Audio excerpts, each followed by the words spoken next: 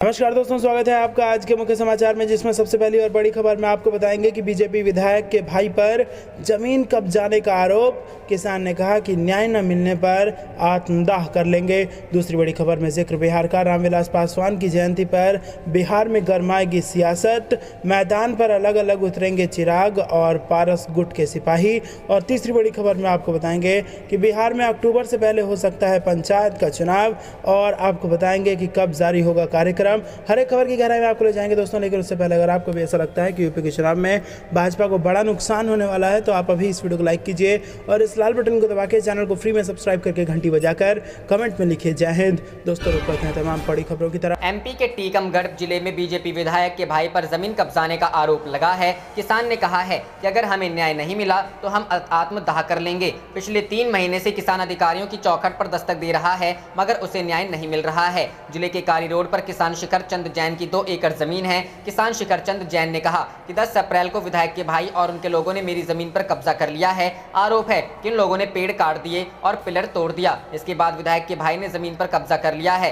किसान ने इसकी शिकायत उन्होंने देहात पुलिस थाने से लेकर कलेक्टर और एसपी से की है। 3 महीने बीत जाने के बाद भी कोई कार्रवाई नहीं हुई है। किसान ने गृह मंत्री, मुख्यमंत्री और प्रधानमंत्री कार्यालय से भी शिकायत की है। 13 जून को किसान जब खेत पर पहुंचा तो विधायक के छोटे भाई गोलू ने जमीन छोड़ने के लिए कहा और जान से मारने की धमकी दी। इसके बाद किसान ने देहात थाना पुलिस से लिखित शिकायत की है। किसान ने कहा कि उनकी 2 एकड़ जमीन उत्तमपुरा गांव के पास है, जिस पर विधायक की नजर लग गई है। विधायक उससे जमीन हड़पना चाह रहे हैं। किसान ने कहा कि मुझे परेशान करवाया जा रहा है। शिखर चंद जैन ने कहा कि अगर 1 सप्ताह के अंदर न्याय नहीं मिला तो टीकमगढ़ कलेक्ट्रेट के सामने आत्मदाह करूंगा। वहीं बीजेपी विधायक राकेश गिरी गोस्वामी ने आरोप पर कहा है कि शिकायतकर्ता कांग्रेस पार्टी का है। इसके साथ ही बीजेपी के मेरे विरोधी इस मामले को हवा दे रहे हैं, जबकि मेरा इस जमीन से कोई लेना देना नहीं है। उन्होंने कहा कि 2 दिन बाद वह मीडिया के सामने आकर के पूरे मामले का खुलासा करेंगे। रुख करते हैं अगली खबर की तरफ। रामविलास पासवान की जयंती पर बिहार में गरमाएगी सियासत। मैदान पर अलग अलग उतरेंगे चिराग और पारस गुट के सिपाही। जी हां दोस्तों, लोजपा का पारस गुट पार्टी के प्रदेश कार्यालय में 5 जुलाई को स्वर्गीय रामविलास पासवान की जयंती मनाएगा। प्रदेश प्रवक्ता लल्लन चंद्रवंशी ने इसकी जानकारी दी। उन्होंने कहा कि समारोह में लोजपा के राष्ट्रीय अध्यक्ष पशुपति कुमार पारस के अलावा राष्ट्रीय व राज्य स्तर के नेता शामिल होंगे। इस दिन पार्टी कार्यालय में रामविलास पासवान की याद में गरीबों को भोजन की व्यवस्था की गई है। इधर लोजपा में चिराग पासवान और पारस गुट में लगातार जुबानी जंग जारी है। चिराग लगातार कह रहे हैं कि राष्ट्रीय कार्यकारिणी के अधिकांश नेता व सदस्य उनके साथ हैं, वो भाजपा के हनुमान थे और आगे कानूनी लड़ाई लड़ेंगे। जवाब में पशुपति पारस केवल सौरभ पांडे पर परिवार व पार्टी तोड़ने का आरोप लगा रहे हैं। शनिवार को लोजपा प्रवक्ता श्रवण अग्रवाल ने कहा कि अगर वो भाजपा के हनुमान थे तो उन्होंने पश्चिम बंगाल व असम में भाजपा के खिलाफ अपने प्रत्याशी क्यों उतारे। असल में वो प्रशांत किशोर व राजद के हनुमान हैं। भाजपा कभी नहीं चाहती थी कि बिहार विधानसभा चुनाव में लोजपा अलग चुनाव लड़े। दूसरी ओर लोजपा के चिराग गुट की ओर से 5 जुलाई को आशीर्वाद यात्रा शुरू करने की घोषणा पहले से की गई है। चिराग गुट के प्रवक्ता अरविंद सिंह कल्लू ने बताया कि कार्यक्रम की तैयारी जोरों पर चल रही है और तोरण द्वारा बैनर पोस्टर बनाने का काम किया जा रहा है। उन्होंने बताया कि आगामी आशीर्वाद यात्रा को लेकर 28 जून को हाजीपुर में एक महत्वपूर्ण बैठक की जाएगी। रुख करते हैं अगली खबर की तरफ। बिहार में अक्टूबर से पहले हो सकता है पंचायत चुनाव, जानिए कब जारी होगा कार्यक्रम। जी हां दोस्तों, राज्य निर्वाचन आयोग पंचायत चुनाव कराने की तैयारी में जुट गया है। राज्य निर्वाचन आयुक्त डॉक्टर दीपक प्रसाद ने शनिवार को सभी जिलाधिकारियों के साथ वीडियो कॉन्फ्रेंसिंग कर पंचायत चुनाव की तैयारियों की समीक्षा की। आयुक्त ने जिलाधिकारियों को इस दिशा में त्वरित गति से तैयारी करने का निर्देश दिया। जिलाधिकारियों को स्पष्ट निर्देश दिया गया है कि राज्य में पंचायत आम चुनाव इसी वर्ष अक्टूबर के पहले हर हाल में संपन्न करा लिए जाएंगे। जुलाई तक पंचायत आम चुनाव के कार्यक्रम जारी होने की संभावना व्यक्त की जा रही है। जिलाधिकारियों से आयोग ने नवगठित नगर निकायों के बाद विलीन हुए ग्राम पंचायतों की सूची तैयार करने का निर्देश दिया गया। जिन ग्राम पंचायतों को नगर निकायों में परिवर्तित कर दिया गया है, उनकी सूची मिलने के बाद वहां की सभी बूथों और मतदाताओं का नाम पंचायत निर्वाचन की सूची से हटाया जाना है। आयोग ने जिलों का कहा कि इन ग्राम पंचायतों का अस्तित्व समाप्त हो गया है, उसकी सूची जल्द तैयार कर आयोग को उपलब्ध कराने को कहा गया है। आयोग ने जिलों को ईवीएम के भंडारण की व्यवस्था करने की समीक्षा की। आयोग द्वारा दूसरे राज्यों से मंगाए जाने वाले ईवीएम मंगाने का निर्देश दिया।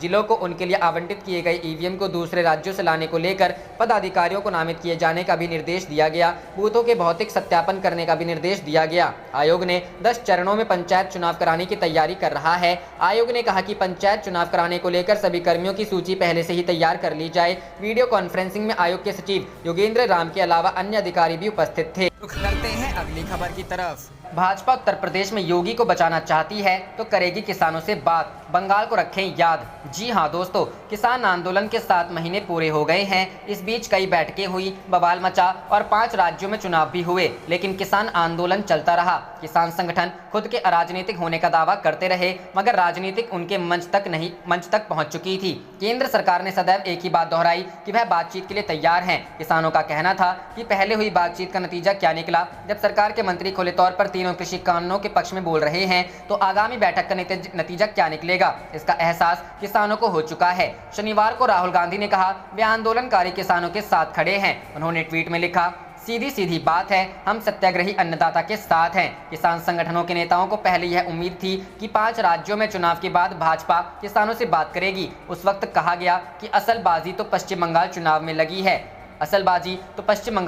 लगी है। अगर भाजपा बंगाल में सरकार बना लेती है तो किसानों की मुश्किलें बढ़ जाएंगी। यहाँ पर भाजपा हारती है तो केंद्र सरकार दबाव में आ जाएगी, उसे किसानों के साथ बातचीत करनी पड़ेगी। हालांकि चुनाव में भाजपा की हार हो गई, लेकिन अभी बैठक नहीं हो सकी। किसान नेता अविक साहा कहते हैं सरकार को अभी गलतफहमी है। पश्चिम बंगाल के नतीजे सरकार को ध्यान में रखने चाहिए। किसान संगठन अगले साल होने वाले कई राज्यों के चुनावों में लोगों के बीच जाएंगे। लोगों को केंद्र सरकार की सच्चाई से अवगत कराया जाएगा। खासतौर पर उत्तर प्रदेश और पंजाब में भाजपा को अपने वजूद की सच्चाई पता चल जाएगी। सीधी सी बात है कि उत्तर प्रदेश में किसान संगठनों का बड़े स्तर पर प्रभाव है। केवल पश्चिमी यूपी ही नहीं बल्कि दूसरे हिस्सों में भी किसान संगठन पहुंच रहे हैं। रुख करते हैं अगली खबर की तरफ। 1.5 साल बाद जुलाई में लखनऊ आएंगी प्रियंका गांधी, कोरोना से मृत लोगों के परिजनों से मिलेंगी। जी हां दोस्तों, कांग्रेस महासचिव और यूपी प्रभारी प्रियंका गांधी वाड्रा लगभग 1.5 साल बाद अगले महीने जुलाई में लखनऊ आएंगी। वह यहां से प्रदेश के अलग अलग हिस्सों में कोरोना से मृत लोगों के परिजनों से मिलने जाएंगी। इसके अलावा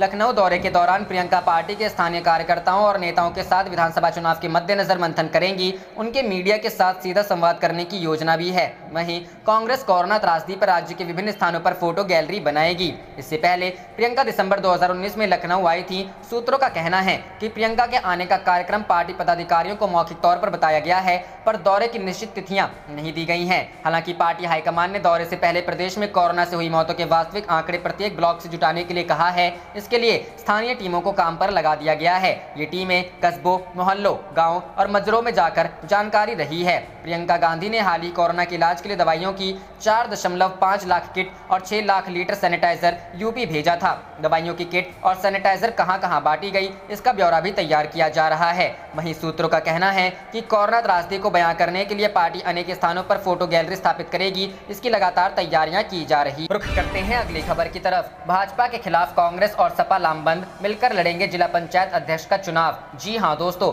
कांग्रेस के गढ़ रायबरेली में एक बार फिर भाजपा को जिला पंचायत अध्यक्ष के चुनाव में हराने के लिए सपा और कांग्रेस का गठजोड़ हो गया है। सपा ने कांग्रेस को समर्थन देने की बात कही है। कांग्रेस ने पूर्व सांसद अशोक सिंह की बहू आरती सिंह पत्नी मनीष सिंह को चुनावी मैदान में उतारा है, जबकि सपा ने उम्मीदवार की घोषणा नहीं की है। सपा के पूर्व विधायक रामलाल अकेला के बेटे विक्रांत अकेला ने सबसे पहले जिला पंचायत अध्यक्ष के पद के लिए नामांकन पत्र खरीदा था, लेकिन पार्टी ने उनको टिकट नहीं दिया है। भाजपा ने रोहनिया से निर्दलीय उम्मीदवार रंजना चौधरी पर दांव लगाया है। इस चुनाव में बसपा कहीं भी नजर नहीं आ रही है। ऐसे में सांसद सोनिया गांधी के संसदीय क्षेत्र में भाजपा और कांग्रेस के बीच सीधी टक्कर होना तय माना जा रहा है। हालांकि इस चुनाव में निर्दलीयों की भूमिका भी बहुत अहम है। सपा और कांग्रेस के मिल जाने से भाजपा शुरुआती दौर में कमजोर नजर आ रही है, लेकिन सत्ता में होने की वजह से उसकी मजबूती से इनकार नहीं किया जा सकता है। ऐसे में कांग्रेस के गढ़ में जिला पंचायत अध्यक्ष का चुनाव काफी दिलचस्प हो गया है। 52 जिला पंचायत सदस्यों वाली जिला पंचायत में जीत का सेहरा किसके सिर बंधेगा, यह तो वक्त बताएगा। लेकिन एक बार फिर चुनाव में कांग्रेस और भाजपा आमने सामने होगी। सबसे खास बात यह है कि बीते लोकसभा चुनाव में सोनिया गांधी के सामने एमएलसी दिनेश प्रताप सिंह ने चुनाव लड़ा था। दिनेश प्रताप चुनाव हार गए थे, लेकिन उन्होंने सोनिया को कड़ी टक्कर दी थी। इस तरह एक बार फिर रंजना चौधरी को पंचवटी परिवार यानी एमएलसी दिनेश प्रताप सिंह भरपूर सहयोग कर रहे हैं। इस सीट पर पंचवटी परिवार का 2 बार कब्जा रहा है। एक बार एमएलसी की अनुज वधु सुमन सिंह, जबकि दूसरी बार एमएलसी के भाई अवधेश सिंह जिला पंचायत अध्यक्ष रहे हैं। तीसरी बार अपना अध्यक्ष बनाने के लिए रंजना चौधरी मैदान में है, जिनको भाजपा ने अपना समर्थित उम्मीदवार घोषित किया है। कांग्रेस को समर्थन देने और अपना प्रत्याशी न उतारे जाने की पुष्टि सपा के जिलाध्यक्ष वीरेंद्र यादव ने की है। जिला पंचायत सदस्य का चुनाव होने के बाद सपा बराबर कहती रही कि इस बार वह जिला पंचायत पद के लिए अपना उम्मीदवार उतारेगी। इसी कड़ी में सपा के पूर्व विधायक के बेटे विक्रांत अकेला ने सबसे पहले नामांकन करने के लिए पर्चा खरीदा। इस बारे में पूर्व विधायक रामलाल अकेला से बात की गई तो उनका साफ कहना था कि पार्टी हाईकमान की अनुमति के बाद ही बेटे ने जिला पंचायत अध्यक्ष का चुनाव लड़ने के लिए पर्चा खरीदा पड़ा, लेकिन ऐन मौके पर सपा ने दूसरा दांव खेल दिया। ऐसे में जाहिर है कि कांग्रेस और सपा में उच्च स्तर पर बातचीत करने के बाद ही सपा ने कांग्रेस को समर्थन देने का निर्णय लिया होगा। सूत्रों का कहना है कि जिले के लोकसभा प्रभारी और कांग्रेस महासचिव प्रियंका वाड्रा और पूर्व मुख्यमंत्री और सपा मुखिया अखिलेश यादव से बातचीत के बाद कांग्रेस और सपा में तालमेल की सहमति बनी। इस संबंध में कांग्रेस के जिला प्रवक्ता विनय त्रिवेदी और सपा जिलाध्यक्ष वीरेंद्र यादव का कहना है कि सपा और कांग्रेस में उच्च स्तरीय बैठक के बाद ही यह निर्णय लिया गया। दोनों प्रवक्ताओं ने किसी नेता का नाम लेने से इनकार। आप देख रहे थे आपका अपना चैनल जय हिंद जय भारत।